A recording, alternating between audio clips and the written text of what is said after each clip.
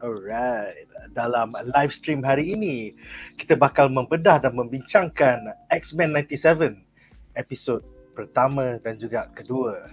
Jadi para panelis kita malam ini terdiri daripada saya, Nadzru daripada BuzzPop TV. Seterusnya adalah Sifudin daripada YouTube channel Sifudin. What's up bro? Hai, what's up? Assalamualaikum semua. Waalaikumsalam. Seterusnya adalah Fignificent daripada YouTube channel.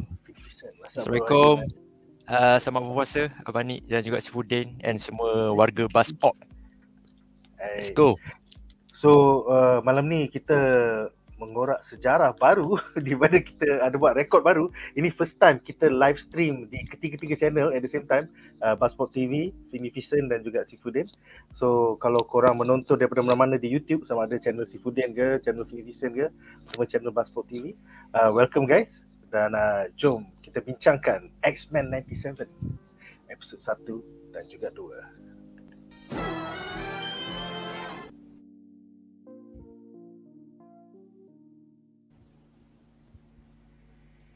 Alright, so kita mulakan perbincangan kita malam ini dengan paling basic sekali, apakah reaksi satu ayat korang terhadap episod pertama dan kedua X-Men 97, pasal kita dengar ada kritikan oleh segelintir fandom sunat laser yang baru tonton X-Men 97 ni.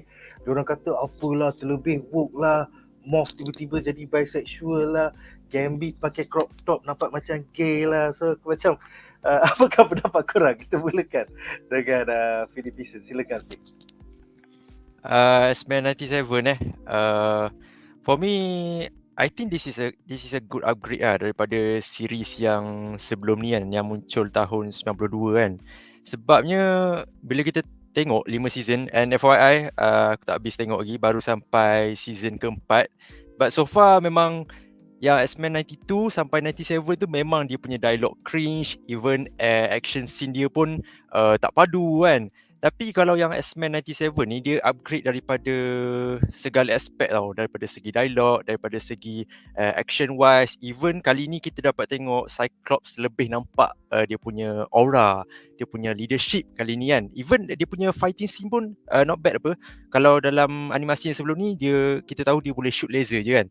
Tapi kali ni ada masa dia shoot laser tu just because of bukan nak attack orang, tapi just untuk elakkan daripada musuh-musuh. Which is benda tu satu benda yang bagus lah. Yang writers, animation apa semua pun dah bagus. And animation dia lah memang nak puji sangat-sangat. Sebab kalau kita letakkan animasi ni yang 5 season tu kan, untuk orang awam tengok balik rasanya susah sikit. Tapi kalau just by 2 episode X-Men 97 ni, even orang luar yang tak tengok X-Men 5 season tu pun still boleh rasa animasi ni satu animasi yang bagus lah. So good job kepada semua team yang terlibat untuk jayakan X-Men 97 ni. Marvelous. Yeah, nice. Seterusnya silakan Sifudin, reaksi satu ayat. This is benda ni X-Men 97 something yang semua orang kena pay attention to. Sebab mungkin ramai ada macam some kind of macam rasa tak berapa suka dengan Marvel punya what if ke apa ke. Diorang rasa macam ni sama lah ni. Tapi no, this is different. Saya literally ada macam orang kata moments macam masa tengok tu. So it's something you should focus on, watch it, it's good. And bab vote tu semua, for me I just letakkan dia dekat ingatlah, this is for like in the 60s kan. Masa tu tengah berlaku banyak segregation or whatever, macam racism melampau dekat US. So this is the way Marvel tunjukkan benda tu on paper. So I just fikir pasal benda tu yang pasal bisexual atau apa semua tak fikir lah. So fokus kat situ. Kita tengok yang benda betul-betul yang pressing dalam dunia kita. Other than that, just nak cakap macam Fik cakap juga, memang props lah kepada semua team yang buat ni. Dan you guys yang belum lagi, pergi tengok X-Men 97, it's good. Sikit lagi Abang Nik, yang Sifudin nak tambah sikit lagi daripada work element kan, yang Gambit kan, dia punya baju crop top tu kan. I think knowing X-Men dan juga fashion yang diterapkan daripada western kan, diorang memang ada satu fasa kan, ataupun satu era yang lelaki akan berpakaian macam gitu. Tak kira kau ni geng-geng LGBT ke, kau woke ke tak woke ke, ada satu fasa yang diorang memang akan apply pakaian macam tu, tapi dia tak apply dekat kita punya country lah. So crop top tu bila tengok balik, it reminds me of woke agenda, tapi it reminds me of okay, X-Men 97 ni benda yang best ya, walaupun cerita ni keluar pada tahun 2024, tapi dia still terapkan elemen 90s tu, which is good lah. Benda tu bagus lah. I'm not thinking of daripada work staff, sebabnya kalau nak cakap daripada segi work staff, rasanya memang diorang akan push kan, nak bagi tahu semua benda pasal work kan. Tapi it's up on us lah. Dia terpulang pada kita, either kita nak terima work element itu ataupun kita letak tepi. Selain daripada work agenda tu kan, kalau work agenda tu dia tak ganggu storyline, benda tu tak ada masalah pun. So for me it's okay lah. Betul, aku setuju. And untuk mereka yang tidak arif, basically X-Men ni dah work sejak Azali lagi. Sejak 1963 bila X-Men 1 tu ditulis oleh Stan Lee dan dilukis oleh Jack Kirby. That was a form of commentary tentang perjuangan orang kulit hitam nak mendapatkan equal rights di Amerika Syarikat. So Stan Lee dengan Jack Kirby buat tu diorang sebagai mutant. So bila diorang tunjuk Professor X tu merupakan dimodelkan after Martin Luther King, manakala Magneto yang lebih agresif di model on Malcolm X yang lebih confrontational. And then bila in the 90s, masa zaman Jim Lee pula, itu merupakan perjuangan orang yang penyakit AIDS. So that kind of social issue tu ditunjukkan di dalam bentuk hate dan persecution oleh masyarakat umum. Dan zaman sekarang ni, I guess penulis-penulis dia semua berkaitan dengan geng abjad lah. Tapi at the end of the day, this is just fiction. Aku suka X-Men pasal the characters, bukan pasal dia dah woke sejak Azali. Yes, exactly. Macam tu lah. Alright guys, so ada beberapa soalan tapi kita akan jawab di penghujung segmen ketiga kita. So nantikan jawapan daripada kita orang. Dengan itu kita akan ke 3 plot menarik daripada episod minggu ini. Alright, so segmen pertama kita adalah tentang New Sentinels dan juga Master Mole. So kita punya segmen pertama akan membincangkan episod pertama di mana kita jumpa mutant baru, Roberto, yang merupakan Sunspot, ahli New Mutants, dan juga kita kembali jumpa Bolivar, Trask dan juga Sentinels daripada the first 5 seasons. So soalan pertama adalah untuk Fik. Apakah pendapat anda tentang fokus episod pertama kepada kumpulan pengganas Friends of Humanity yang bagaikan parody redneck white people that storm the White House pasal diorang support Trump beberapa tahun lepas. And then at the same time kita nampak diorang bekerjasama dengan Bolivar Trust dan Harry Garish untuk guna teknologi Sentinels menjadi handgun tu. So dia macam variation of the Sentinels tapi sekarang humans yang guna. Apa pendapat kau? Silakan. Speaking of free of humanity kan, and persatuan ni dia macam storytelling ni dia macam seolah-olah diadaptkan daripada keadaan semasa kan yang berlaku pada tahun 2021 to be precise sebenarnya, di mana geng-geng Trump ni dia punya fanatik ni memang ambush kau-kau untuk stopkan election untuk Joe Biden kan.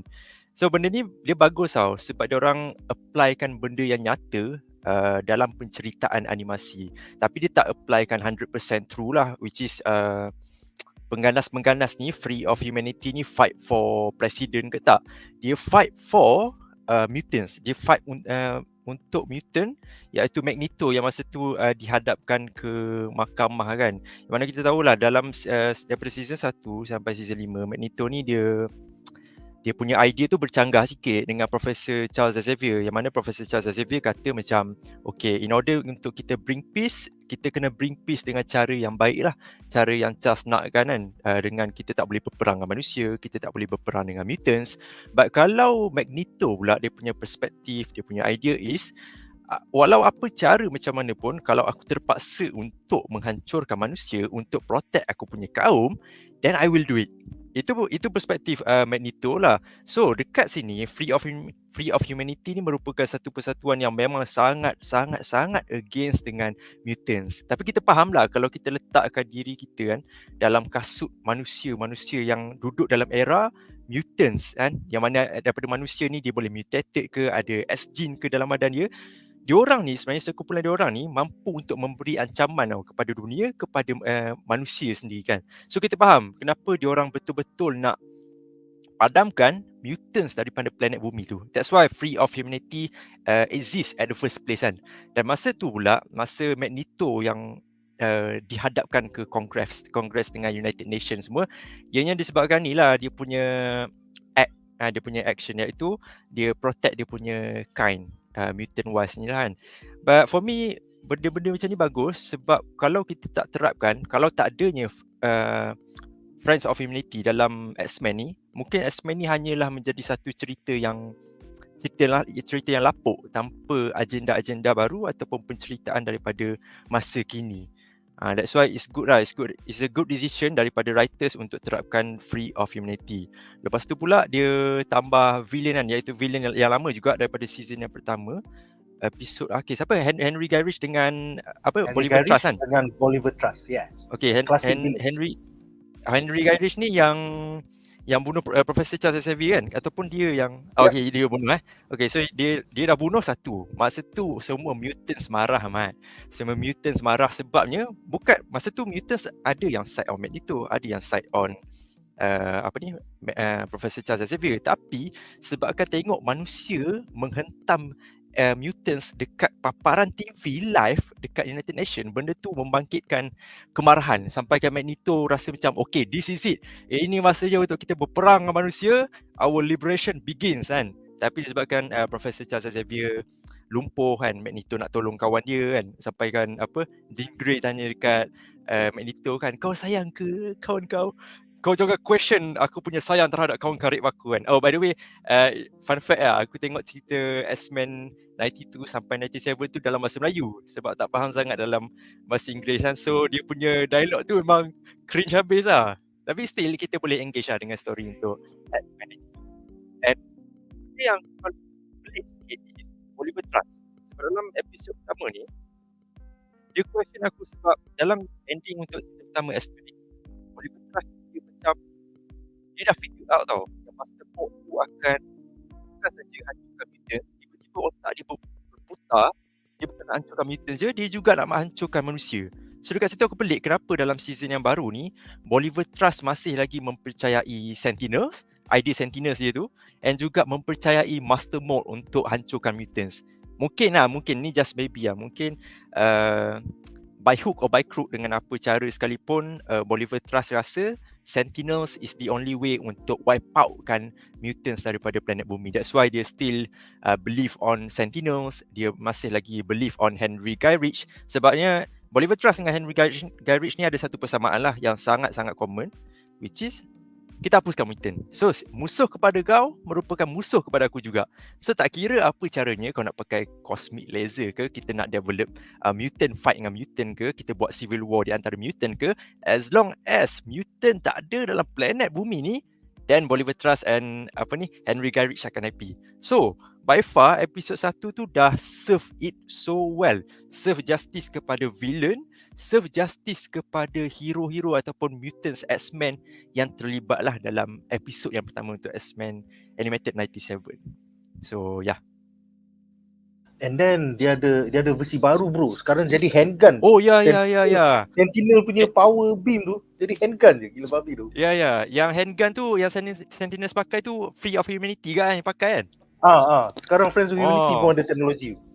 Yang tu pun bagus juga sebab kalau kita macam fikir kan, macam kalau dia terapkan Free of Humanity back then yang sama daripada season-season yang lepas kan, kita mungkin tak nampak Free of Humanity ni sebagai satu organisasi yang berbahaya kepada mutants dan juga kepada manusia. Sebab dengan diorang memilih untuk evolve, melibatkan diri diorang dengan innovation sampai kan menggunakan weapon Sentinels tu untuk hancurkan mutants, means that diorang memang try hard gila nak hapuskan mutants ni. So mungkin contoh dekat episod pertama pun kita dah tahu lah yang Master Mold dah hancur, ditewaskan, United Nation ada involve dan sebagainya. Mungkin Henry Gyrich dan juga Bolivar Trask akan find it another way. Okay, weapon untuk Sentinels ni tak berjaya, kita try pula evolve, kita guna pula weapon yang lain. Mungkin kita mampu untuk cipta mesin masa kita patah balik masa and hapuskan mutants at the first place lagi. Contohlah kan. Sebab itulah bagus free humanity ni. Diorang akan evolve in a way yang kita takkan expect pun untuk diorang succeed, jayakan misi diorang, wipe out kan mutants daripada planet bumi. So yeah. Oh, yeah. And I think by tahun 2008 ke bila Grant Morrison took over dengan Frank Whiteley, diorang buat organic Sentinels dengan master mold yang organic. Pasal masa tu dia dah collabo dengan Cassandra Nova. Yang tu lagi aku tak boleh lah. Nampak macam ayam tu. Sentinels macam ayam. Aku macam apa hal sih. Dia macam ada macam Jurassic Park sikit, di mana ada dinosaur macam ayam tapi kepala sentinel. Aku macam tak boleh brain. Alright, soalan seterusnya adalah untuk si Pudin. Apakah pendapat anda tentang Master Mold Sentinels mengklarifikasikan Storm sebagai Omega level mutant, darjat power level tertinggi untuk mutants di Marvel Comics. So akhirnya di MCU pun, ataupun MCU Multiverse lah, dia pun dah Omega level. Apa silakan. I love it. Saya suka benda tu. Dia ada dua benda yang berlaku masa tu, personally for me lah. So masa saya, first of all saya tahu yang siapa ni Aurora Monroe tu, Storm, dia memang dia Omega level mutant.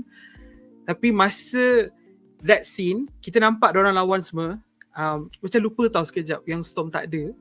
And then suddenly dia kata bring in the forecast. Dia cakap macam tu kan. Cyclops cakap. And then dia cakap Omega level threat detected. And then masa tu dia bagi like two impacts to me lah.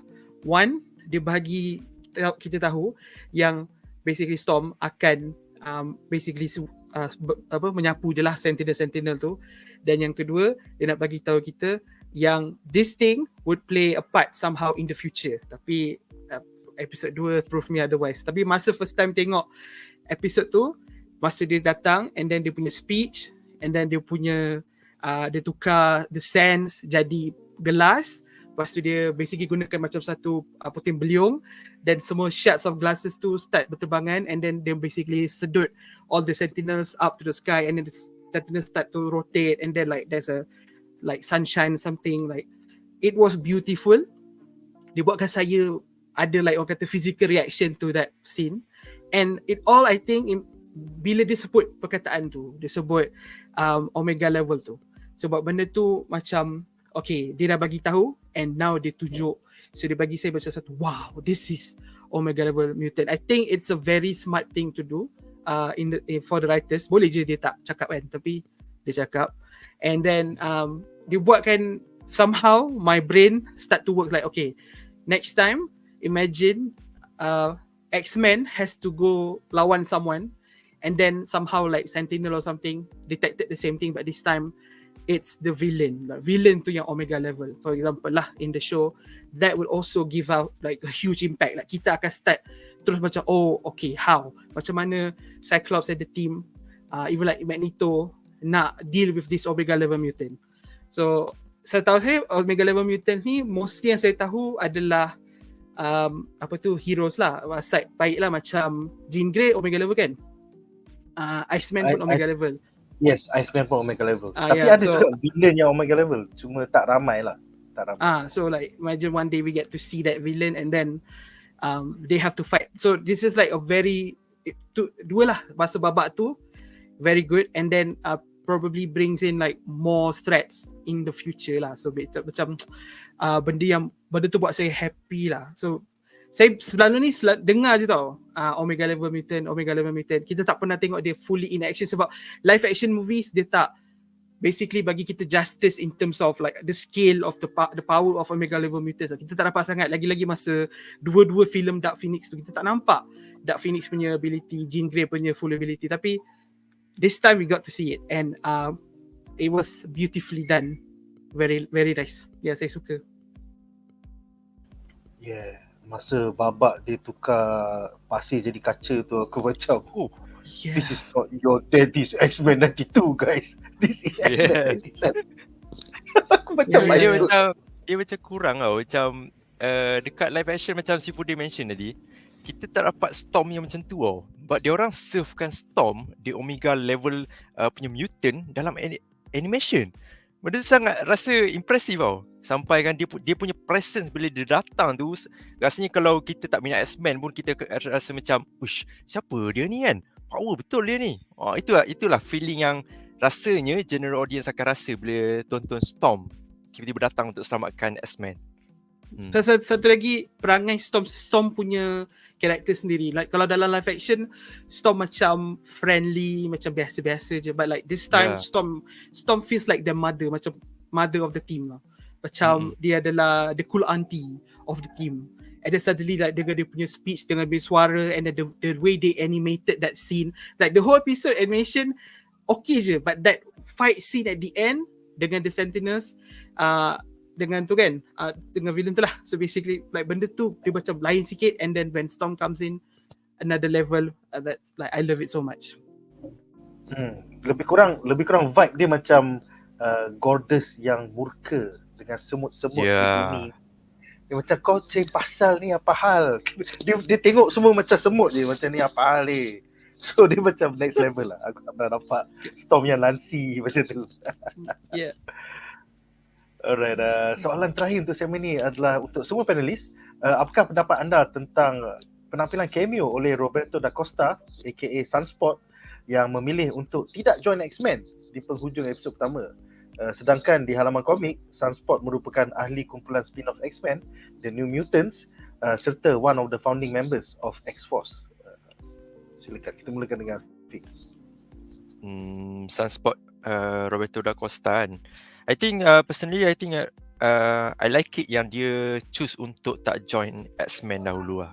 Sebab this is just for me lah, daripada perspektif aku dia macam better kita focus on the members of the X-Men dahulu lah. The original member ni, Wolverine, Rogue. Diorang punya story semua masih lagi belum sampai satu tahap yang memuaskan untuk semua orang. Sebab kita kena ingat juga yang X-Men Animated 97 and 92 akan memecahkan, belahkan audience juga. Ada orang yang choose untuk tak tengok langsung X-Men 92, ada yang choose untuk dia fresh tengok X-Men 97 ni. So untuk gain trust daripada audience yang baru ni, better dia orang push untuk original line up dulu, bukannya terapkan terus macam masukkan Sunspot ataupun Roberto da Costa ke dalam line up X-Men. Even though dia orang punya line up ada The New Mutants kan, bersama dengan Magic, lepas tu beberapa ahli lain lagi kan untuk The New Mutants. Rasanya dia orang better focus on the main line up dulu lah. Macam contoh kita bagi dekat karakter yang sepatutnya masuk X-Men back then in 90s, which is Colossus kan. Colossus sepatutnya join juga X-Men, tapi dia choose untuk tak join X-Men. Dan sekarang ni kita ada penambahan ahli baru, Morph dan juga Bishop saja.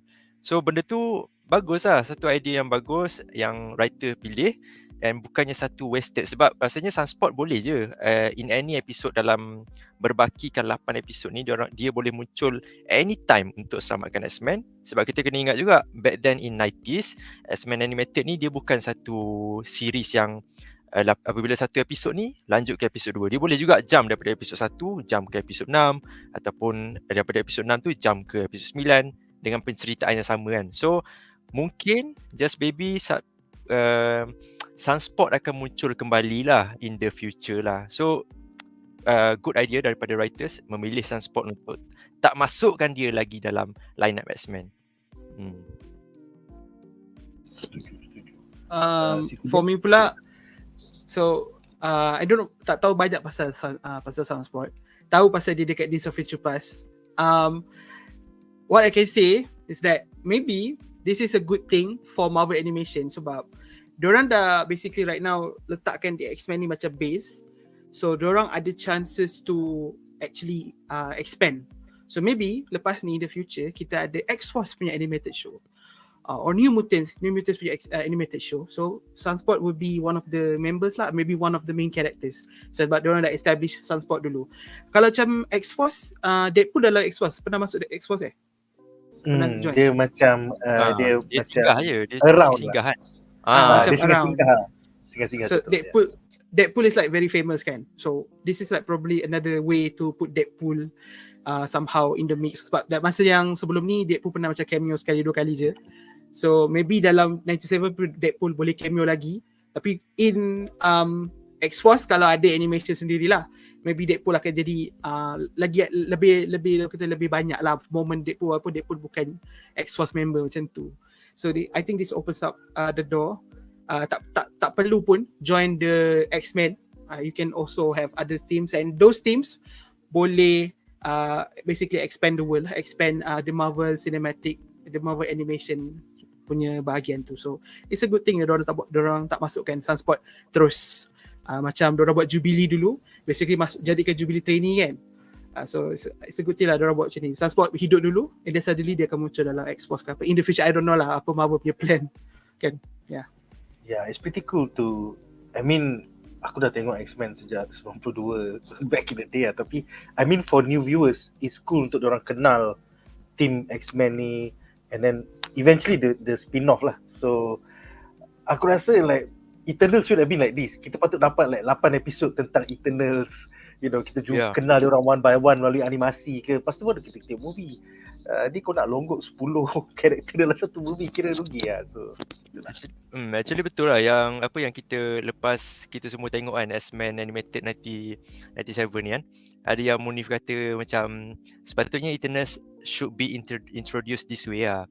Sebab bila kita tahu ada members yang ramai, benda yang paling utamanya dia punya focal point is character development lah. So sekarang ni mission MCU, Kevin Feige, dia orang gagal, Chloe Zhao sekali dia orang gagal untuk bagi Eternals to justice sebab dia orang tak dapat screen time.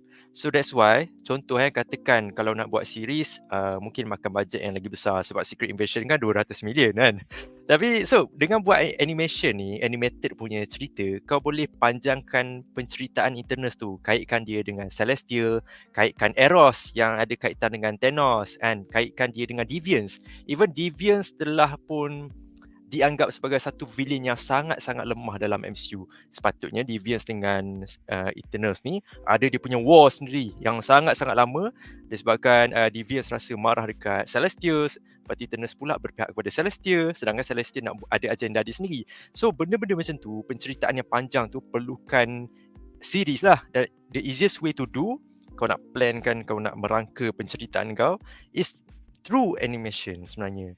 Dan rasanya mungkin contoh yang katakan 2021 tu bila kita dapat projek Eternals, diorang announcekan that project dalam bentuk series animasi, mungkin lebih ramai akan terbuka. Dan mungkin dalam era sekarang ni orang dah start rasa, my favourite character is Ikaris kan, contoh. Sebab aku suka dia punya cerita tu ada stand kan. So audience akan start untuk kenal setiap karakter ni. Macam mana kita kenal Rogue, dulu ada history dengan Captain Miss Marvel iaitu Carol Danvers. Lepas tu kita tahu juga history untuk Rogue yang dia pernah bekerjasama dengan Mystique. Dia dulu jahat, sekarang ni dia baik. Professor Charles Xavier tolong dia. So banyak development yang berlaku untuk every members of X-Men ni, termasuklah dengan Wolverine, dengan Gambit. Gambit ada juga kan dengan abang dia dekat dekat Pyre tu kan. So benda-benda macam ni lah sepatutnya Eternals dapat. Tapi sayang diorang tak polish. That's why Eternals is one of the project yang aku kurang berkenan daripada komik aspek, tapi daripada cinematic wise, of course lah orang akan memuji project Eternals. We needed more. Yeah. Wasted lah. Alright guys, dengan itu berakhirlah segmen ini dan kita akan ke plot menarik kita yang kedua. Alright, so plot menarik kita yang kedua adalah tentang X-Men 97 episod kedua, berjudul apa dah judul dia tadi, aku pun dah tak ingat dah. Wow. Banyak gila notes. Shit, aku dah hilang dia punya tajuk. But I guess effectively it is the trial of Magneto lah. So dalam segmen ni pun kita ada 3 soalan. Soalan pertama adalah untuk Fik, apakah pendapat anda tentang storyline The Trial of Magneto, di mana Magneto perlu menghadap PBB kerana of his past war crimes, dan ini is a nice homage kepada storyline dari isu The Uncanny X-Men nombor 200 tahun 1985. At the same time, antagonis untuk episod kedua adalah The X-Cutioner yang merupakan villain utama story arc X-Cutioner Song daripada era 1992-93. I mean, those are very gila old school punya throwback tu. Silakan. Okay, yang pasal Magneto punya trial ni is good lah. another pujian kepada writer sebab dia orang tak choose untuk, macam mana nak cakap kita faham lah writer ni kan dia punya creativity, dia punya freedom untuk merangka cerita kan. But at some point Bio Di Mayo ni dia choose untuk at least refer balik komik and then buat cerita dia dengan penyampaian dia. I'm not sure, aku pernah baca The Uncanny X-Men ni, isu 200 ni kan, pasal trial of Magneto ni. Tapi tak sure is it 100% accurate dia punya story daripada komik ataupun tak. Tapi ada baca, memang ada nampak lah, ada shot trial yang Magneto daripada segi sisi yang sama juga diambil masuk ke dalam animated ni. Benda tu bagus tau. Yang general audience tak baca komik, dia akan rasa tak appreciate sangat dengan this kind of story. Dan dimunculkan kembali. And just by this scene saja, kita tengok Magneto berhadapan dengan nation, orang akan start question karakter ni. Orang akan start untuk rasa macam, adakah Magneto akan menjadi baik sekarang ni kan? So akan ada satu conversation among fans, among audience yang tak kira kau baca komik ke, tak baca komik ke, dia orang akan start to engage. So ini adalah satu penyampaian yang bagus lah yang writer pilih untuk letakkan dalam the trial of Magneto. And next thing, yang pasal villain tu, X-Cutioner kan, X-Cutioner datang untuk mengacau bilaukan keadaan lah. But I think I like dia punya X-Cutioner nak bantai geng X-Men. Tapi Morph lah yang stand out masa tu. Morph jadi dia jadi Colossus, dia jadi dia jadi Psylocke. Lady Deathstrike. Lady Deathstrike yes. tu. Dia Lady Deathstrike. Apa hal? I think dulu rasanya banyak kali scene dalam X-Men 97 ni kita shock. Sebab contoh macam yang tiba-tiba Morph berubah jadi Professor Charles kan. Macam mana dia boleh hidup balik kan? Oh, rupanya tu Morph. Siap lah, aku kena lagi. Tapi it's a good thing lah. Macam mana kau tak messed up dalam satu scene yang agak messy sebenarnya. Sebab masa tu terlampau banyak benda yang perlu difokuskan. Magneto dengan dia punya trial, X-Cutioner tengah lawan dengan X-Men. Lepas tu Jean Grey pula tengah settle ni, nak lahirkan anak dengan Wolverine apa semua tu kan. So banyak benda berlaku dalam beberapa minit saja. But surprisingly dia punya story flow yang diorang manage untuk susun act by act tu memang sangat cantik. Sebab kalau benda tu tak jadi, kalau story flow tu tak best, orang akan start untuk rasa pening tau dekat scene tu. Yang ni timeline mana, yang ni dekat mana. Tapi flow cerita tu memang sangat-sangat smooth. And villain X-Cutioner is a good villain lah dalam cerita ni. Dia tak, series ni untuk episod kedua ni, dia tunjukkan kepada aku yang kita tak perlu pun satu villain yang extravagant untuk hidupkan cerita. Just cukup untuk villain yang sesuai dengan penceritaan, yang mana masa tu pergolakan di antara manusia, mutants, tambah pula X-Cutioner ni yang mana merupakan bekas polis kan. Dia bekas polis, dia pun benci gila dengan mutant. So benda tu suit well tau. Kita tak sepatutnya contoh dekat trial of Magneto ni tiba-tiba kita munculkan Apocalypse. So benda tak kena. X-Cutioner is a fit villain dalam episod yang kedua ni. Very a good villain lah for me, walaupun dia tewas in the end. Tapi dengan dia tewas itu di tangan Magneto, tercapailah satu hasil yang mana Magneto betul-betul nakkan, which is United Nation berikan kebebasan kepada mutants ni lah.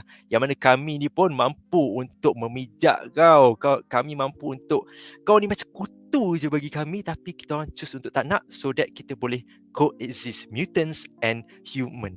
So benda tu satu speech daripada Magneto yang sangat-sangat superb.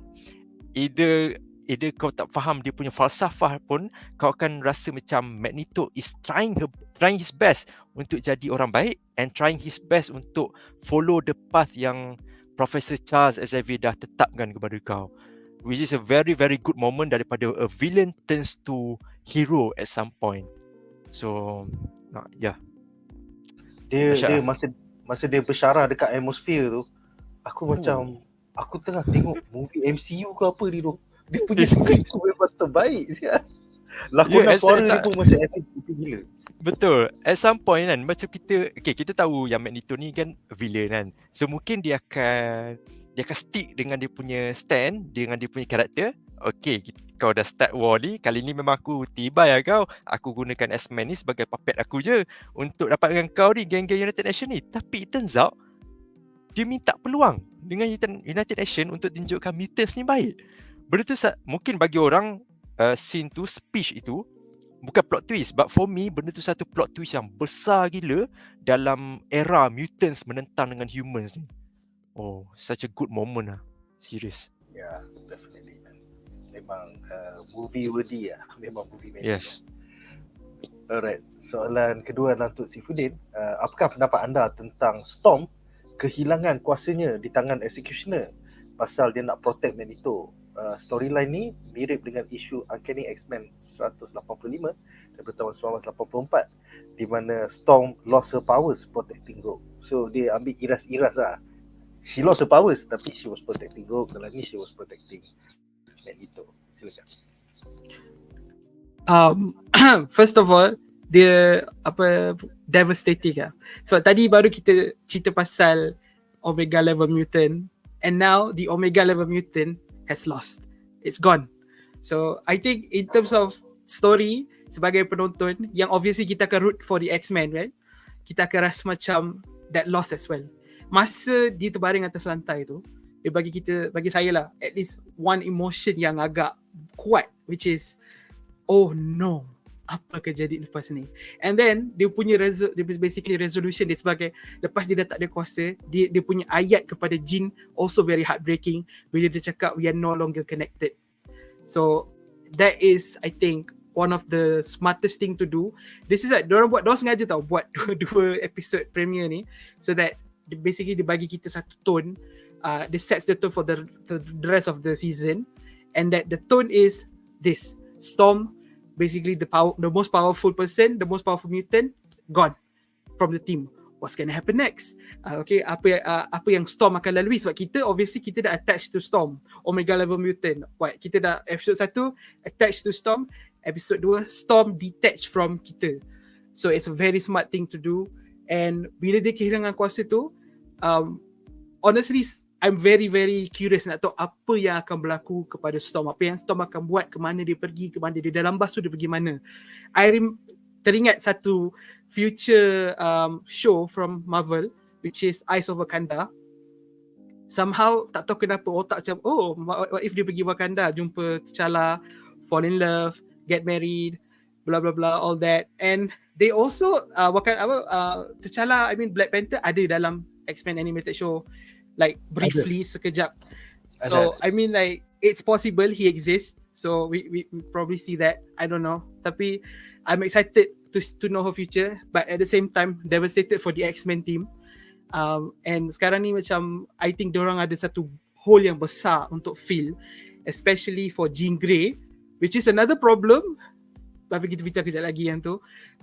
So suka lah diorang buat benda ni. Like macam Fit cakap, dia punya writers, like diorang pun cara dia susun the story, everything, it makes perfect sense, and it's good lah buat kita sendiri pun. Sometimes at moments I feel like this is better than the MCU that we have now. Like it's definitely better than the MCU now. Tapi macam rasa macam dia dah same level on the storytelling yang kita pernah jumpa dalam MCU. Like, even like other shows as well, it's very well thought out.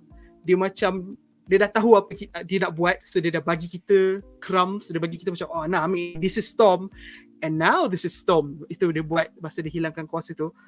And obviously reaction Magneto was also some kind of a, like Magneto punya one air mata satu, and then like dia punya reaction, dia buat apa dekat X-Cutioner, dia bawa naik semua tu.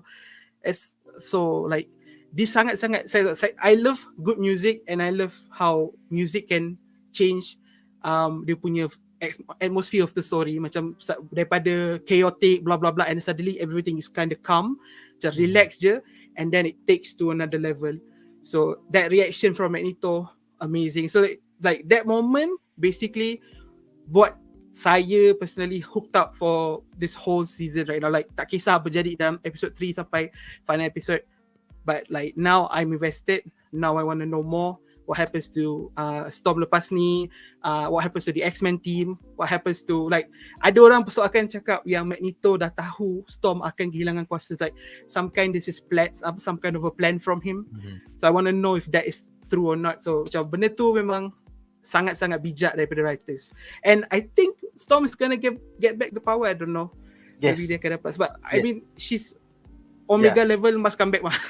I Itu mean pandangan storyline 1984 tu pun yelah, lepas tu dia dapat kuasa balik. So it's just a matter of time. Yeah. Sebab nanti kita akan dapat 2 upcoming episode kan yang berkait juga dengan komik yang Storm dia akan spend masa dengan penembak dia. Sepatutnya dalam komik orang lain kan yang tembak, bukan X-Cutioner kan. Orang lain yang tembak Storm, dan Storm bilang dia punya power kan.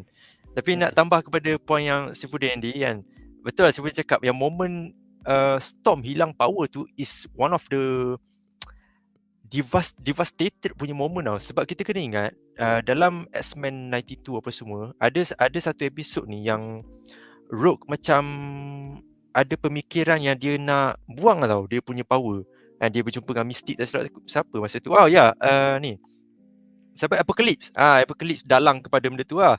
So masa tu ahli-ahli X-Men ni dia try untuk convincekan Rogue, kau kena tahu siapa diri kau. Kuasa ni, walaupun kau rasa kuasa ni is a curse for you, but it is also a gift towards others. Kuasa yang kau ada ni merupakan anugerah untuk membantu orang lain. So imagine that Storm yang daripada dulunya dah kuasai dia punya elemental, Storm, dia dah boleh rasakan bunyi angin dan sebagainya kan. Tiba-tibanya kau hilang semua benda tu in a blink of an eye.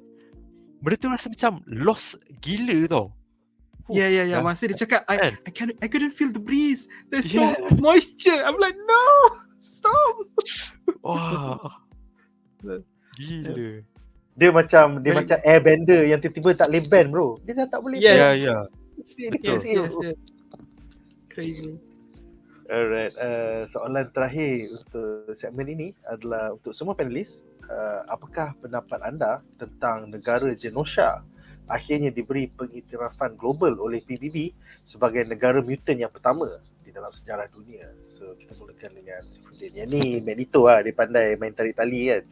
Yeah. So this is another plot point, another plot device I guess. Sebab I think Friends of Humanity akan gunakan this point macam, diorang dapat satu negara khas let me be the shoot guy, you know. Diorang akan start basically terrorize the place lah, which is nanti akan some of involve X-Men and involve other people as well. So I guess it's a very smart thing to kata seed dulu lah, macam letak dulu dia punya benih-benih, and one day it's gonna be a good storyline. Maybe tak pasti dalam season ni ke, atau maybe even in the future lah, X-Men 98 ke X-Men 99 ke, di mana Genosha akan jadi the main plot point. So it's a good thing diorang buat benda. Obviously again, puji lagi sekali, the writers did somehow like apa yang diorang map out, I don't know what they did, but it's very smart. It proves that sometimes good writing is all it takes, you know. Kita sebab honestly in terms of animation, this is okay, it's good, it's like not the best animation 2D animation wise lah, tapi like good story, good music, good character, boom, enough. I'm invested, tak sabar juga nak tahu apa jadi kat Genosha ni. Dan macam mana Magneto boleh buat benda ni, like somehow dia bawa semua orang tu naik ke atmosphere. I guess dia orang macam okay fine ambil Genosha. That's good to know. But I guess Bolivar Trask, and then the Friends of Humanity, any villains sekarang akan focus all their strength, all their power to Genosha lah. Then obviously dia kata dia nak bawa semua mutants there yang duduk bawah tanah ataupun Morlocks kan? Dia nak bawa Morlocks. Dia nak hantar Morlocks ke Genosha. So those people akan ada banyak lagi appearance lepas ni lah, sebab obviously diorang akan kena something.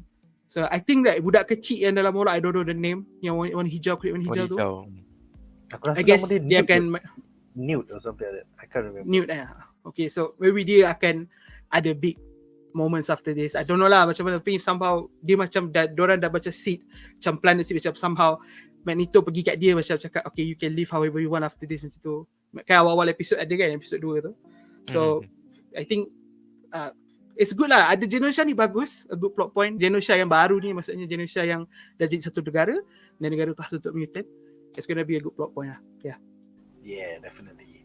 And actually as a fan of X-Men sejak the 90s, aku memang tak boleh brain the fact that episode 2 is actually 4 issues of X-Men. Oh. Ada daripada 84, ada daripada 92, ada daripada 85. Dia macam this is how you write. And for MCU Beauty Mayo, kenapa kau kena fired sial? Asal kau buka OnlyFans lah Hanat. Aku macam sedih. Dia punya tulisan is so epic dalam 2 episod. Dia boleh masukkan like 6, 8 issue into 2 episodes. And it's seamless tau. Dia tak rasa macam kekok. Dia tak rasa gap kan? Dia tak Yeah, rasa kekok. everything flows. So it's said that one of the best writers of MCU Phase 5 is not writing for MCU anymore. Sedangkan yang lain yang macam yang buat video tu kan, yang kita tak baca komik. Yang tu semua kau boleh fire lah. Bob Iger teruslah fire semua Pokemon tu. Kenapa Beauty Mayo ni kau fire sia? This guy reads the comics. He knows the comics. And dia boleh blender kan jadi satu flow yang cantik. So, betul.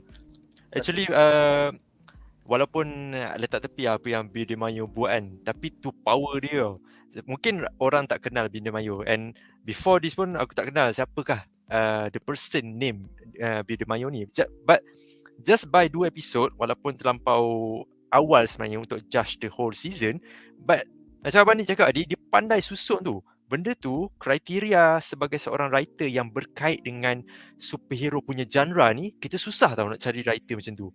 And bila Beauty Mayo buat hanya dalam bentuk animasi, macam Sifudin cakap juga tadi, storytelling yang paling penting dalam apa-apa penceritaan, termasuklah dengan superhero-superhero yang datangnya daripada sources material iaitu Marvel Comics.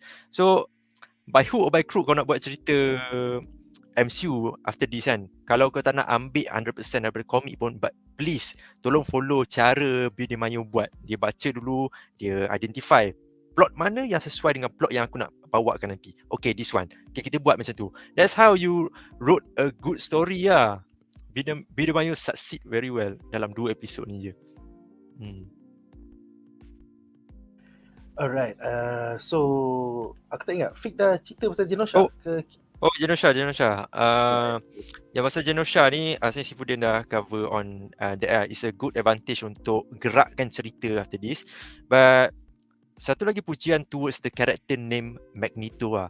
Dia macam selama 5 season yang kita dapat semasa 90s tu kan, Professor Charles Xavier betul-betul fight untuk dapatkan justice, untuk dapatkan respect daripada orang ternama. Even dia jadikan Presiden Kelly tu sebagai dia punya defend untuk selamatkan beberapa saki-baki X-Men ni, untuk X-Men ni still survive sebagai satu pasukan yang mampu untuk selamatkan mutants, mampu untuk hentikan mutants yang jahat jugalah. But this time, apa yang Magneto buat adalah dia meletakkan secebis keganasan ke dalam dia punya plan, which is dia threat. Masa dia nak propose dia punya plan untuk bebaskan kami, dia dah speech ni, dia dah bagi tahu semua benda, kami tak buat salah kepada kau yang mulakan dahulu.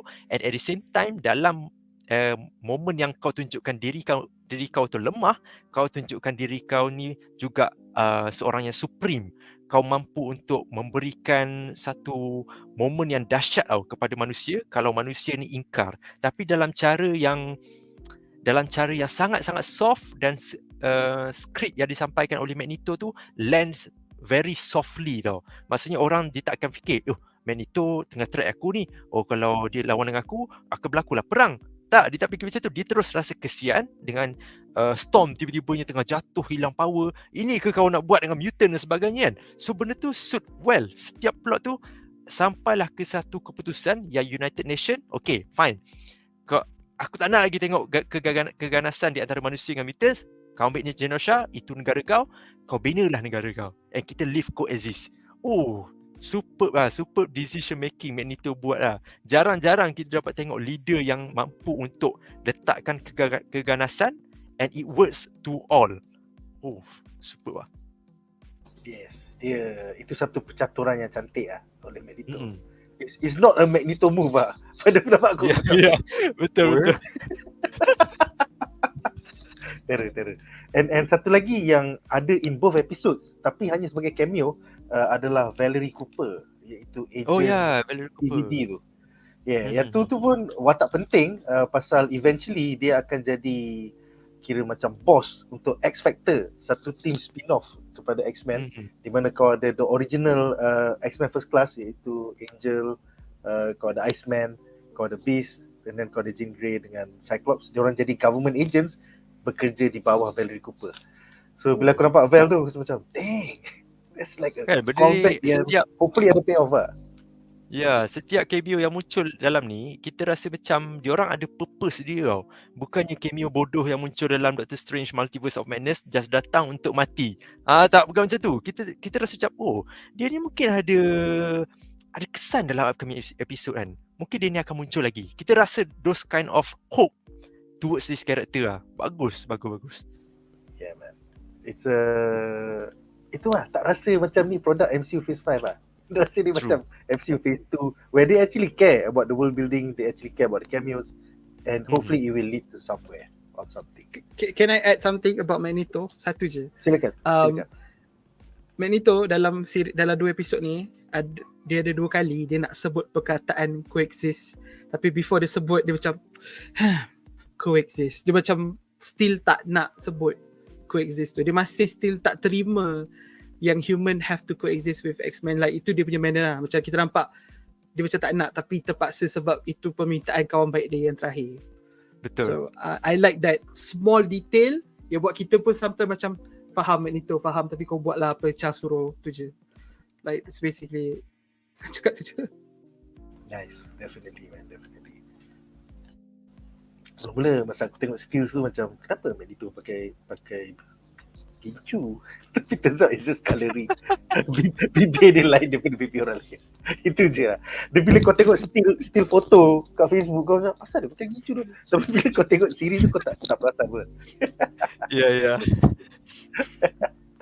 Alright guys, so dengan itu berakhirlah segmen ini dan kita akan ke plot menarik kita yang ketiga. Alright, so plot menarik kita yang ketiga adalah tentang dia punya cliffhanger ending dan juga maybe ada epilog sikit. Untuk segmen ni adalah segmen drama minggu ini. Dia kelainan X-Men daripada Avengers ke, daripada Fantastic Four ke, dia sentiasa ada drama minggu ini. So dia dah habis dah gocoh dengan orang, lepas tu dia akan ada drama minggu. Dia ada cinta-cintun dia tu memang kena ada setiap episod, setiap isu. Yeah, so it's a very nice deep cut lah.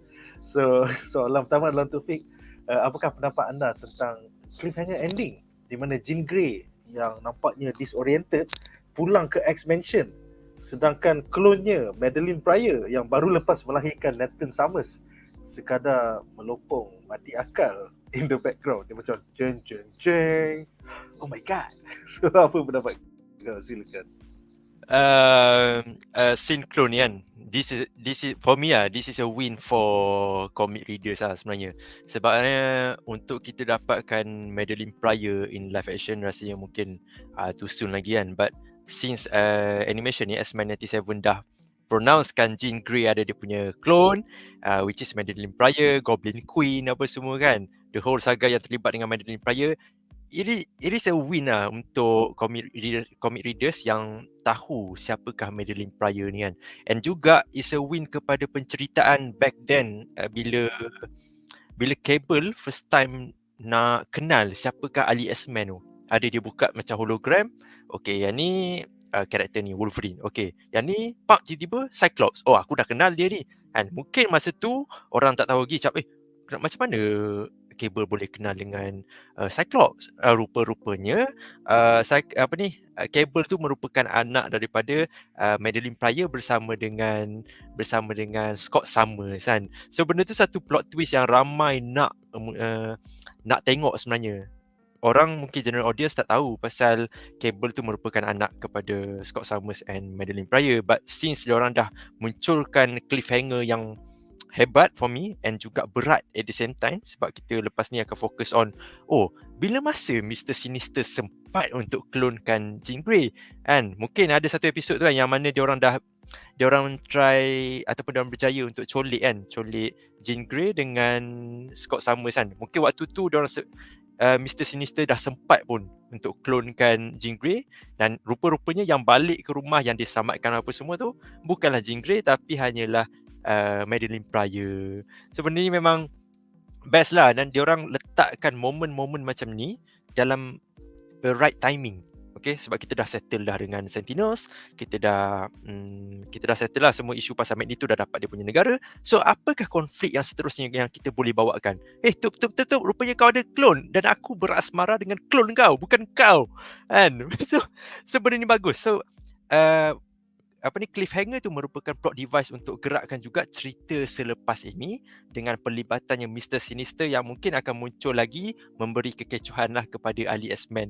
Every season dia nak, mesti juga Mamat ni nak kena ada Mr. Sinister. And tak sabarlah untuk tengok dia muncul kembali dalam X-Men 97 ni.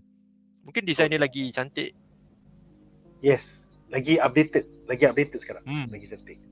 All I can say is that this is a win for Wolverine. Yeah, true. That's all I can say. Dia macam, dua-dua bau sama ni. Aku tak perasan dia klon. Soalan seterusnya adalah Tazifudin. Apakah pendapat anda tentang Rogue main kayu 3 dengan MAGNETO pula tiba-tiba? I mean, kesian kot Gambit, dia telah Leo je, dia tengok Rogue masuk bilik MAGNETO kan. Lepas tu cut tu terjatuh. Dia punya drama tu so 90s orang macam, aku tak percaya, aku masuk bilik bos. So storyline ni adalah throwback kepada isu Uncanny X-Men 274 di mana MAGNETO couple dengan Rogue di Savage Land menggunakan microscopic magnetic shield, so diorang boleh berpegang-pegangan. So silakan. This I think again dia macam akan somehow bawa ke future lah, but that moment masa Rogue keluar and then the card jatuh, that card is the Queen of Heart. So basically Gambit's Queen of Heart dah jatuh, bukan lagi di tangan Gambit. And this might also be meaning, okay guys, jangan marah, but I guess this is a way to show that Gambit akan lean on to the other spectrum, you know, the LG HDTV side. This could be it. Okay, kita tak nak benda ni, obviously kita tak suka tengok, but I guess somehow mungkin dia akan dengan morph ke, even like dengan Wolverine ke. I mean, we saw them working together dalam episode 1 tu. So that could be it. But I think, I don't know, rasa macam tak suka dengan Rogue pula. So firstly macam Rogue ni macam nampak a bit like positive, and then nampak like a good character when bila dia lawan dengan Sentinel, dia kuat. I mean, I like looking at Rogue, and then suddenly bila MAGNETO sampai je, kita nampak Rogue berubah. Like somehow the way Rogue punya muka, the way dia cakap, semua berubah sebab dengan MAGNETO. Somehow benda ni dah lama. So dia dah ada hati dengan MAGNETO ni dah lama. Oh yeah. And then obviously diorang ada history. So I guess it boleh jadi benda interesting untuk kita explore later on in the season ataupun in the future seasons. So that's good lah. But sama ada, tapi tak tahu lah, adakah ini akan jadi cinta tiga segi ataupun Gambit akan like automatic, okay fine, korang nak buat apa buat, aku nak pergi cuba orang lain pula. We shall see. Sebab I guess kalau dia jadi cinta tiga segi, dia akan berlaku like another conflict inside the X-Men. Akan berlaku rift lah di antara Gambit, Rogue dengan MAGNETO, dan maybe other X-Men akan take sides. Diorang akan bergaduh satu sama lain, like in family, macam salah satu kata family conflict lah. Family conflict, then obviously diorang ada the bigger conflict. So the story bukan satu konflik diorang kena settlekan at the time. There's multiple conflicts, dan benda tu akan bawa kepada benda yang lebih besar. Contoh yang terbaik macam dekat Avengers yang Infinity Saga. Sebab Civil War, maybe kita boleh salahkan Civil War sebab tumbangnya Avengers masa Infinity War. Sebab diorang gaduh kat Civil War, so diorang tak kuat macam mana diorang dekat dalam Age of Ultron dan sebagainya. So kita boleh salahkan benda tu. So maybe the same thing would happen dekat dalam X-Men yang nampak agak like united. First 2 episode kita nampak diorang boleh bekerjasama dengan baik. Even selepas Storm tak ada pun macam kita still rasa diorang boleh bekerjasama dengan baik. But this Jean Grey, satu lagi ni Jean Grey sampai balik, and then this romantic feud between them probably going to be the cause that weakens at the X-Men. Mungkin macam itulah. Agree on apa Sifudin kata kan, apa Aku start untuk rasa bukanlah benci karakter Rogue, tapi cuma decision making yang dia buat dalam memilih pasangan tu yang aku question tau. Sebab daripada dulu Gambit ni dia try hard untuk selamatkan Rogue dalam momen-momen yang Rogue perlukan bantuan kan. And Gambit is the person yang ada dengan kau. But you choose balik-balik kau akan pergi dekat cinta silam kau dengan Magneto lah, dengan dia punya first boyfriend yang nak kiss dia lah bagai kan. Dude, this Gambit dia sanggup untuk bersama dengan kau, dia tak pegang tangan kau apa. Okay, aku respect kau, bukan maram apa semua. Kita kahwin baru kita boleh pegang ke apa kan. Kau tak nak dengan kau tak nak dengan lelaki macam ni apa pun. Dia selanjutnya Rogue ni. Nice guy finish last bro. Nice guy finish Yes. last. Bad boy menang, bad boy. Bad boy dengan yang ada rupa-rupa macam daddy. Okay, kita go dengan yang tu Allah. punya. Apa Syaruk? Teruk lah. Tak, masalahnya Gambit pandai masak pula tu. Dia buat benias. Dia Yes. senang ke buat benias tu? Apa Betul. kau Magneto pegang span pun tak pernah. Pergilah lelaki pandai masak sedap sikit. Apa dah. And, kesimpulan dia simple je. Rogue ni gersang dan thirsty bro. Dia ada orang boleh pegang aku. Apalah itu je lah dia. I mean to be fair to her, nama pun Rogue kan. Cause Yeah. she's gonna do that Ya, lah. ya. Aku suka aku cakap, awak terlalu baik untuk saya. Apa? Mungkin kita kena check identity card untuk Rogue. Mungkin dia orang Malaysia, mungkin. Tak tahu. Mungkin. Terbaik. Alright, seterusnya Cik Nam bertanya ya. Si Bishop tu macam mana tiba-tiba join team X-Men? Dalam animasi yang dulu rasanya tak ada pun. Dan dia pula dari masa depan. Aku tak ingat dah 5 musim sebelum ni. Fik, kau nampak tak Bishop join the X-Men in the first 4 or 5 seasons? Sebab aku baru tengok sampai season 4. Lepas tu season 5 tengok dekat ending. Dekat ending tu pun memang Bishop dah ada dekat dalam team X-Men ni. Tu lah yang jadi satu soalan enggak, macam sebab Bishop ni dia muncul dengan team X-Men ni, dia nak hentikan ni je kan. Satu, masa tu Sentinels dah nak musnahkan manusia dengan mutants. Lepas tu dia nak musnahkan satu wabak ni yang sedang membunuh mutants. So The legacy apa virus. purpose? Yes. So apa purpose yang Bishop ni kena muncul and dia stay dalam timeline ni? Aku pun macam question pasal benda tu. Itulah. Aku rasa jawapan dia ada dalam season 5 X-Men 92, Cik Nan. So kalau keluar kat Disney Plus Hotstar nanti kau boleh rujuk. Macam tu lah. Ini masalahnya bila si Fudin join dengan BuzzPop ya. Kita dekat BuzzPop kita ada logo. Bila kita topik tu terlalu keras, kita letak logo. Ya, so sorry, warning 18SX untuk 10 minit yang lepas. Minta maaf.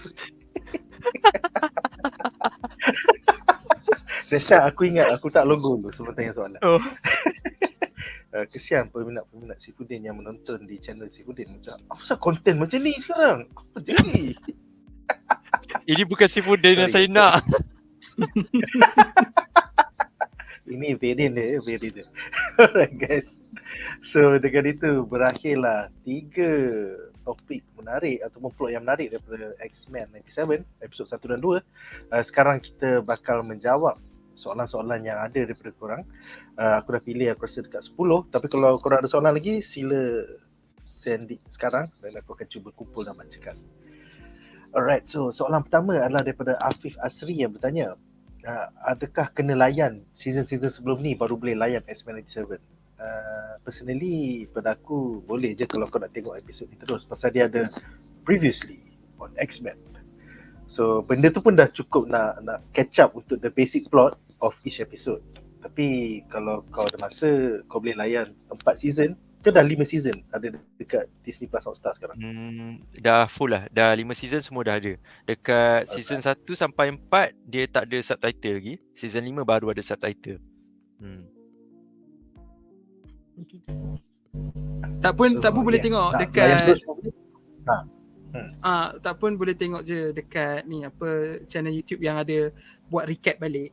Contoh macam dekat Screen Crush YouTube dia ada buat recap 35 minit video dia 35 minit. Tengoklah dia terangkan like the main plot points daripada season 1, 2, 3, 4, 5. So I use that method lah. Saya tak tengok the whole the whole 5 season. Ya, yang tu cara paling best. 5 season dalam 35 minit. So yes. Alright, soalan seterusnya daripada Fakrul Razak yang bertanya, ada possibility tak Charles Xavier kembali dalam series ni? By the way, masa Storm entrance was Sentinel tu epic gila. Yes. Aku rasa kalau kau tengok season 5 ending dia, Guy-Ritchie tak bunuh Charles Xavier. Charles Xavier koma je. Lepas tu diorang panggil girlfriend dia Lilandra daripada The Shia Empire untuk datang cuba sembuhkan Professor X in the Shia Empire, somewhere in the galaxy far away. So aku harap it's the same thing X-Men 97 ni. Maybe somewhere in the middle of the season Shia Empire akan turun padang ke, atau diorang pergi jumpa Shia Empire ke. Hopefully Professor X masih hidup. Apakah pendapat korang? Fix silakan. Betul lah, sebab dekat dalam last season tu pun dia tak tunjuk yang Charles ni mati-mati. I mean dia mati at some point sebab dia tak minda dan juga tubuh dia, badan dia dah macam tak larat untuk survive, untuk hidup. So dia mati tau. Tapi Lilandra ada letak satu device dekat kepala Professor Charles yang mana dia cakap Charles Xavier ni tak boleh hidup kat sini, tapi kalau di bawah tangan ataupun di bawah percampuran di antara Shia Empire dia boleh survive. And dia teleport pergi ke Shia Empire, bukannya dekat planet bumi. And kalau nak tengok macam ada satu clue ni dekat first season, kita masih lagi ada intro untuk karakter yang bernama Professor X, tapi untuk season yang kedua baru kita tak ada. So rasanya mungkin ada pelibatan Shia Empire lagi mungkin dalam episod 7, episod 8. Sebab biasa kan dulu-dulu kan ada dalam contoh macam Phoenix kan, Phoenix Force apa semua tu makan dalam 5 episod satu musim kan. So mungkin ada pelibatan macam tu lagi, tiba-tiba Professor Charles datang balik and ada konflik dengan Magneto pula ke apa semua kembali. We'll see lah, tapi rasanya mungkin ada chances yang dia akan muncul kembali lah. Definitely. Si Fudin ada apa-apa nak tambah tentang Professor X hidup atau mati? Selagi tak dapat kubur, dia tak mati lagi. Betul. Kan nanti orang tanya kat mana kubur Mak Ali.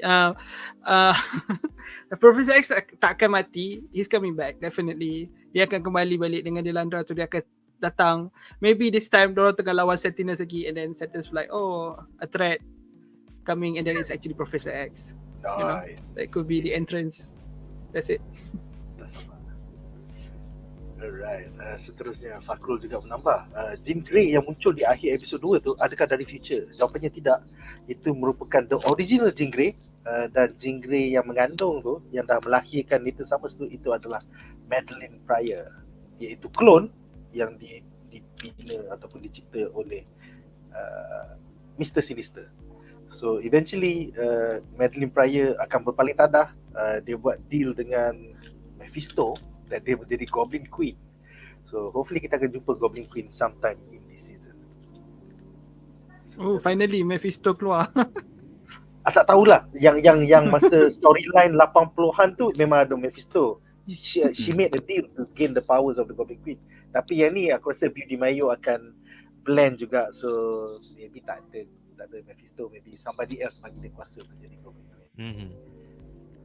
Seterusnya Wan Faris bertanya, nak tanya panelis, kalau X-Men 97 introduced to live action jadi canon, korang setuju tak? Sebab Beast versi animated dah ada dalam The Marvels. That's the beauty of variants. Semua variant boleh nampak macam variant lain. So Beast yang kita nampak penghujung Marvels tu might be from the 20th Century Fox punya X-Men verse, might not be connected to X-Men 92. So kita tak tahu apa plan MCU setakat ini. Betul. Setuju. Kalau boleh diorang jangan gabungkan lah, macam animation ni ada kaitan dengan live action MCU. Kalau boleh apa yang berlaku dekat animation, stay dekat animation lah. And so that diorang boleh emphasizekan story animasi ni. Lepas ni mungkin boleh munculkan kembali cerita Silver Surfer, cerita Fantastic Four yang dulu-dulu kan, Spider-Man sendiri. So animasi punya universe ni membesar dengan cara dia orang sendiri. Tak ada kaitan Beast ni sebenarnya daripada live action The Marvels. Dia macam tak seronok macam tu. Sekarang ni pun dah pening dengan terma multiverse, nak tambah lagi tiba-tiba dengan animasi ni pula ada kaitannya kan. So better dia orang choose untuk separatekan lah, macam mana DC separatekan DC Elseworlds dengan main timeline dia. Better macam tu lah kot. Dan DCAU pun tak ada kaitan dengan DCEU. Kan DC Animated Universe tu dah lain, so Betul? dia lagi clean macam tu. Lagi clean. Mm-mm. Nameless pula bertanya, dalam X-Men 97 Avengers wujud ke? Jawapan dia, ahli-ahli Avengers wujud dan pernah cameo dalam 5 season of X-Men 92. Tapi Avengers sebagai team, kau hanya jumpa masa story arc Age of Apocalypse di dalam alternate universe, di mana mutants berajai manusia. So Avengers itself as a team tak pernah masuk lagi. Maybe X-Men 97 ke 98 ke 99 ke akan ada. Sama-sama kita nantikan. Seterusnya Wan Faris juga menambah, anak Magneto dah wujud ke dalam X-Men 97 macam Quicksilver dan Wanda? Jawapannya ya. Fik, kau dah tengok episod-episod di mana ada Wanda dengan Pietro? Tak tengok lagi episod tu, tapi tahu yang satu episod tu memang Wanda dengan Pietro ada kan. Tapi soon aku tengok this episode. Cuma kita tak ada satu cuma kita tak ada satu lagi tu kan, anak Magneto which is Polaris. Tu je. Polaris kan tak ada lagi kan rasanya setakat ni. Ke dah ada? Aku rasa ada. Aku pernah nampak screen cap tapi aku tak ingat episod mana. Okay. Rasanya ada juga. So yang dekat video 35 minit recap tu, dia ada recap lah. Dia cakap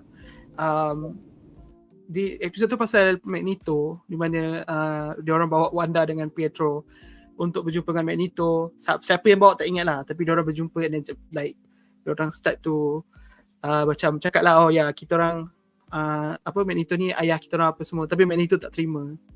And something happen in the future for to Pietro, and then Magneto macam oh tak apa, macam Magneto boleh bukan kata Magneto terima dia orang sebagai anak Magneto, tapi like Magneto macam dah reda lah dengan that fact.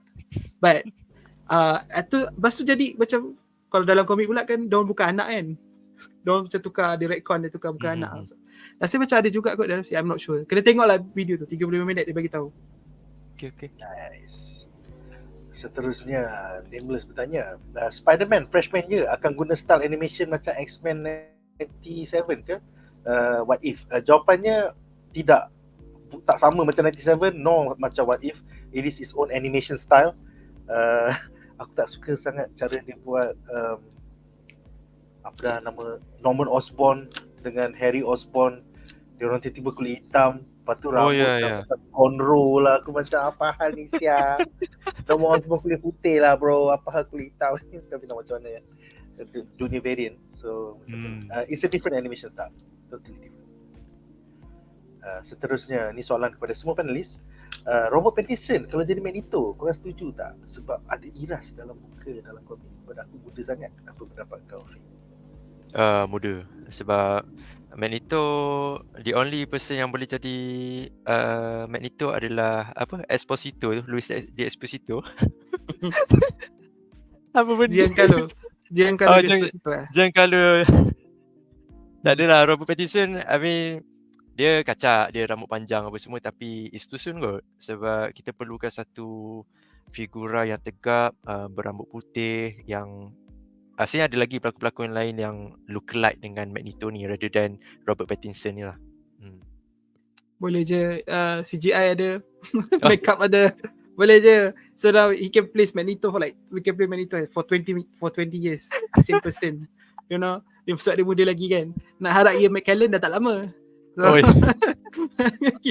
kita kan someone younger, come on. Tu dah bukan X-Men dah tu. Tu dah macam X-Babies je tu.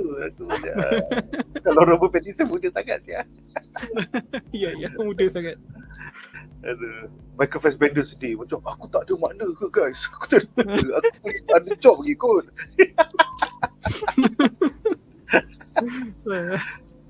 Seterusnya, Psycho Rose bertanya, adakah sebab Bishop stay dekat timeline ni yang buatkan Rogue daripada universe lain sampai macam What If Captain America dekat medieval era tu?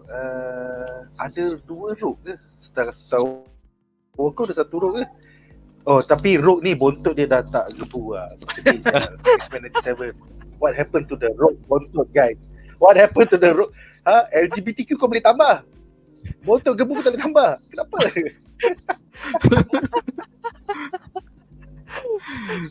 Kita kena letak apa tadi tu? Yang 18. 18. Ini kalau ada Ant-Man bagus tu. As far as I'm concerned, that is America's ass. Tapi tu lah, betul kan? Dia punya karakter design untuk Rogue, Jean Grey, I mean dia pregnant woman lah, tapi kita boleh rely on Rogue je kan. Tapi dia punya design tu tak menarik sangat. Tak ada pull factor kepada kita kan. Okay lah, mungkin in upcoming episode dia dah bersama dengan Magneto kan. Magneto suruh dia workout ke apa. We'll see. Macam Aduh. Aku rasa at the end of episode ketiga nanti, tiba-tiba ada orang ketuk pintu. Lepas tu kita nampak Rogue Untuk Gebu datang. Itu clone lah Kimak. Tak variant. Korang nak variant sangat kan? Korang dapat lah variant. Aduh. Ini teori Brazil Ini bukan reality, teori Brazil. Alright guys. Seterusnya kita dah selamat. Kita dah tak ada apa macam saya soalan ni okey je. Apocalypse kalau return korang setuju tak? Dia dah ada kan dalam the first 5 seasons Apocalypse. Cuma ada. Banyak kali keluar. Banyak kali. So tak sure adakah akan ada dalam X-Men 97. Apa pendapat korang? Patutnya tak ada lah. Sebab rasa macam dia dah set up a good villain which is Mr. Sinister. And then ada plot point Storm, ada plot point Genosha, ada plot point banyak lagi benda yang dia dah establish. So kalau tak ada Apocalypse for this season, bagus. Diorang boleh bawa ke the next one lah. Better macam tu kot. Agree sebab Apocalypse dia ada satu season yang mana Mr. Sinister pun villain dalam season tu, Apocalypse pun villain dalam season tu. So dia macam dalam dunia X-Men ataupun Marvel sendiri kan banyak lagi villain yang kita boleh pakai kan. Why kita kena turns on kepada Apocalypse selalu. Dia macam seolah-olah season 5 antara weakness dia terlampau depend dekat plot Apocalypse and dia berlaku often tau. Tak tahulah, mungkin sebab daripada komik aspect ke, sebab cara dia susun cerita tu macam dia follow daripada komik kan. But kalau boleh untuk season kali ni try to avoid Apocalypse lah. Cukup dengan Mr. Sinister datang balik tu dah cukup, and then kita bawa villain lain pula masuk. Kau asyik guna pun tak best juga kan. So dia Apocalypse rest tu ada banyak lagi villain. Alright, seterusnya kita ada lagi 5 soalan. Fat Kiploki bertanya soalan untuk Nick, what to expect daripada Jean Grey bakal bawa the X-Men? Was it going to be just sebab it's common knowledge to people? I think kita akan tengok dalam episod ketiga nanti. Pasal poster terbaru daripada Marvel untuk X-Men 97 adalah trading card untuk Mr. Sinister. So I think storyline Jean Grey, Madeline Pryor, clone ni akan di-explainkan dalam episod minggu depan. So sama-sama kita nantikan.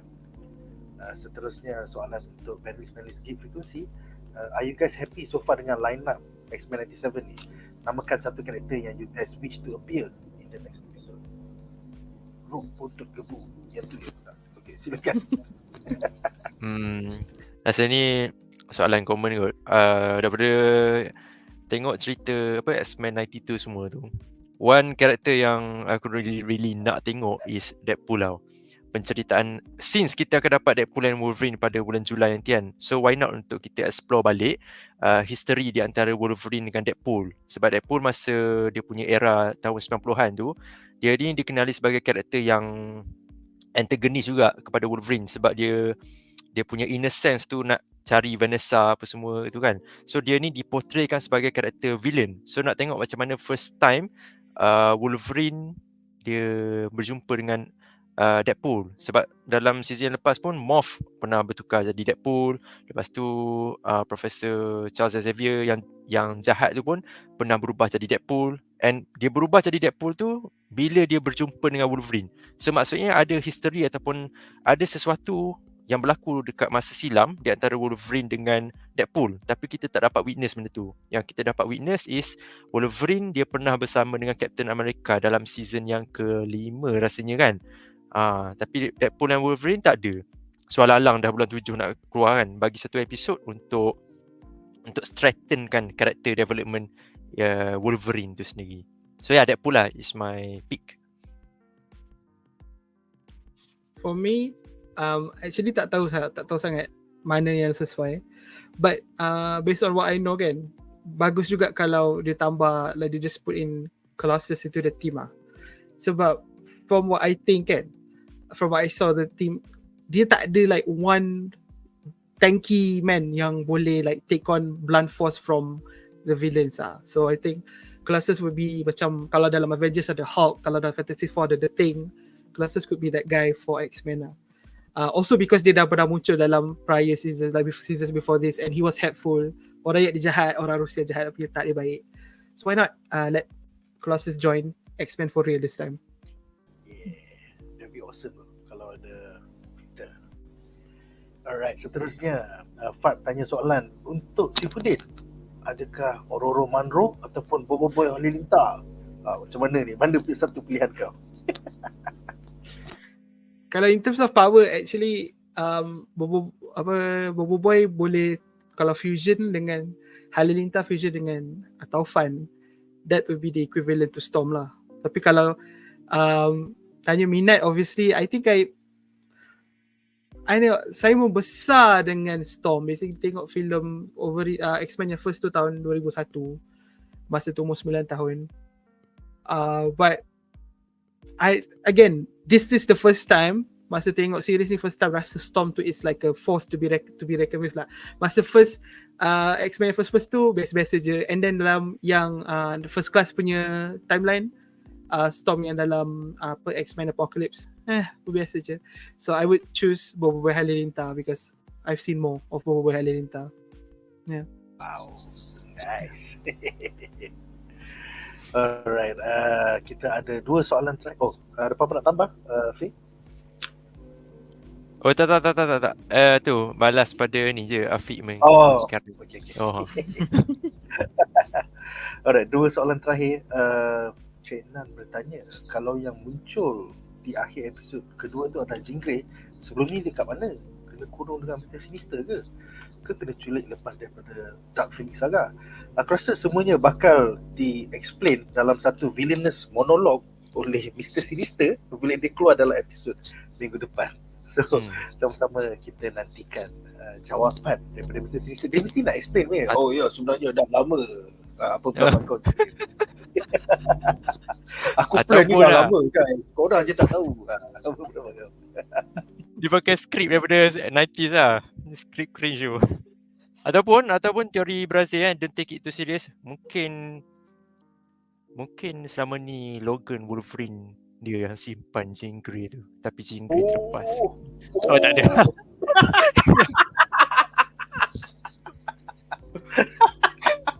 Dia selama ni berpura-pura berlakon depan Scott sama yang dia broken tengok ni kan. Padahal dia happy yang Scott dengan Madeline Pryor.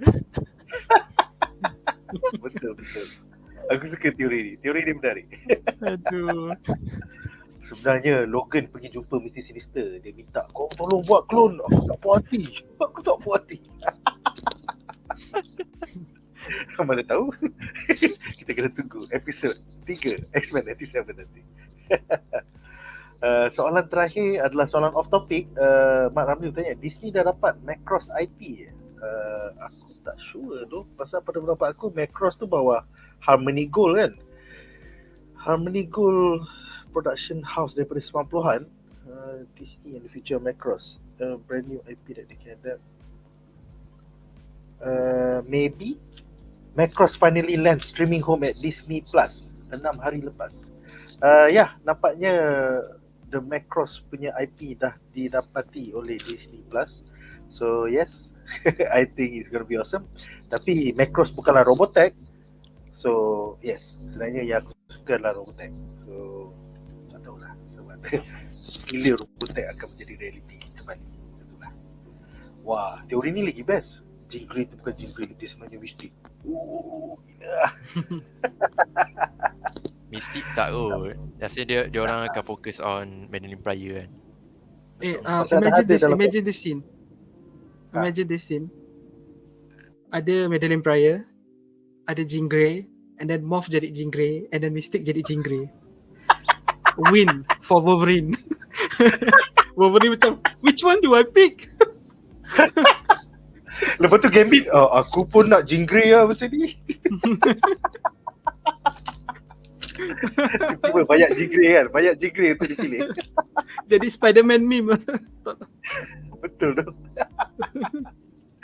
It's gonna be epic. One of these days man, one of these days. Alright guys, so aku rasa dengan itu berakhirlah perbincangan kita hari ini. Terima kasih kepada korang yang sudi menonton selama 1 jam 30 minit. Terima kasih juga kepada para panelis kita, Fik daripada YouTube channel Division dan Sifuddin daripada YouTube channel Sifuddin.